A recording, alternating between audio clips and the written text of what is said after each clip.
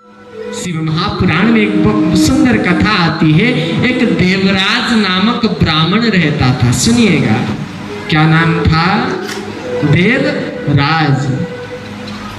कल हमने सुना था रुद्राक्ष के बारे में, गुणनिधि नाम का वो पापी दुष्ट था, उसका भी नाम तो गुणनिधि था, कोई गुण उसमें नहीं था। इस ब्राह्मण का नाम भी देवराज है, लेकिन देव जैसा नहीं, ये दानव जैसा है। देखिए, नाम के चक्कर में नहीं फंसना चाहिए। एक आदमी का नाम था ठनठन पाल। क्या था? ठनठन पाल। और उसकी पत्नी कहीं भी जाती थी, लोग कहते थे मोहल्ले वाले, देखो ठनठन पाल की बीवी आ रही है। वो परेशान हो गई थी। एक दिन तो बहुत उनको गुस्सा आई और पति से आकर बोली कि आप अपना नाम बदल दीजिए, जीना मुश्किल हो गया। तब उनको अपना नाम बहुत प्यारा था। वह बोले, मैं तो नाम बदलने वाला नहीं, भले बीवी बदल दो।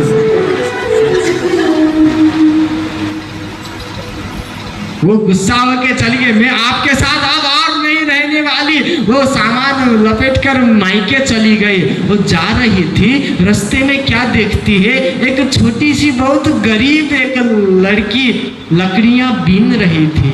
दया आई, पास गई और पूछी, बेटी नाम क्या है तुम्हारा? तो वह लड़की बोली, माताजी मेरा नाम लक्ष्मी है। क्या है? फिर आगे कुछ और आगे गई तो एक वृद्ध भूसा ढो रहा था। तो वह नजदीक जाके पूछी, महाराज आपका नाम? वह बोला, मेरा नाम धनपाल, मैं भूस ढोने का काम करता हूँ। और आगे गई, किसी की शव यात्रा जा रही थी, किसी से पूछी, ये कौन मर गए? तो बोला, थे कोई नाम था अमर सिंह। वहीं से वापस लौट गई। घर पहुंची तो पतिदेव बोले, तुम तो चली गई थी, फिर क्यों आ गई?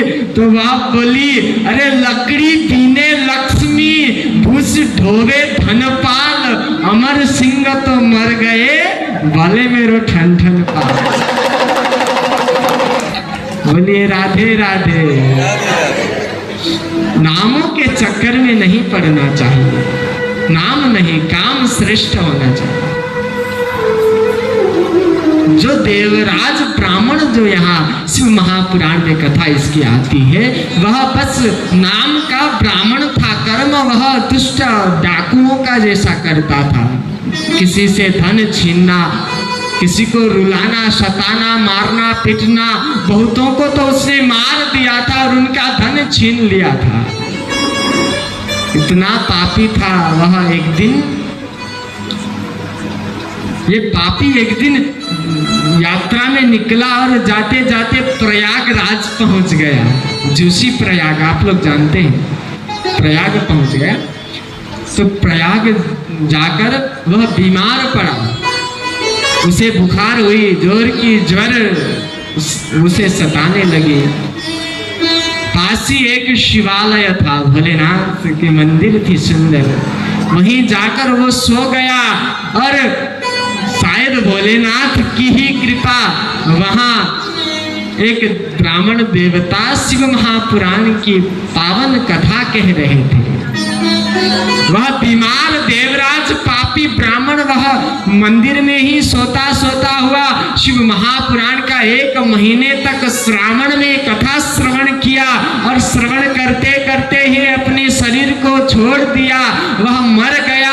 यम के दूत आए, उसको लेकर चले गए। जब यमपुरी के द्वार से प्रवेश करने ही वाले थे, वहीं चारों ओर प्रकाशित हुआ। सब देखते हैं, कहीं डमरू बज रहा है, कहीं घंट बज रहा है। चारों ओर से ध्वनियां आने लगी, हर हर दिव्य हर हर महादेव कहते हुए शिव शंकर के गण वहां प्रकट हो गए। शिव गणों को देखकर यम के दूत सब भयभीत हो गए। तब यम के दूतों को फटकार कर शिव गणों ने उस देवराज ब्राह्मण को कैलाश ले जाने के लिए विमान में बैठाया। तभी यमराज जी आए और सब कुछ उन्होंने ध्यान दृष्टि से जान लिया। हाँ, इसने तो अंतिम समय में शिव कथा का श्रवण किया।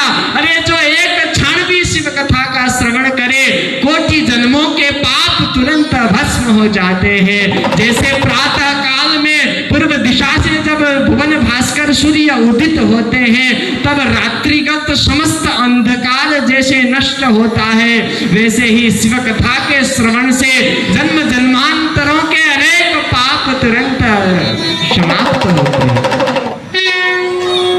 तब तो शिव गणों ने देवराज ब्राह्मण को विमान पर बिठाया और सीधा शिवलोक ले गए और शिव जी के गोद में रख दिया। बोल हर हर। ऐसी परम पावन शिव कथा। देखिए, देवराज ब्राह्मण ने जानबूझकर नहीं सुना था, न उसके अंदर प्रेम था, न कुछ भाव थी, न जिज्ञासा थी। वह तो अनजाने में सुना था उसने, फिर भी गति कितनी कैलाश और शिव की गोद उसे प्राप्त हुई। तो आप लोग जरा सोचिएगा, हम तो बड़े प्रेम के साथ बड़े भाव के साथ शिव नाम का सुमिरन करते करते शिव कथा को, वह भी पुरुषोत्तम मास और श्रावण मास के पवित्र संयोग त्रिवेणी हो रहा है यार। एक तो पुरुषोत्तम मास, एक श्रावण मास और शिव कथा। इस त्रिवेणी संगम में जो हम स्नान कर रहे हैं, हमारे ऊपर शिव जी कितने प्रसन्न हो रहे होंगे। इस वक्त शायद कैलाश से हमें देखकर मुस्कुरा रहे होंगे।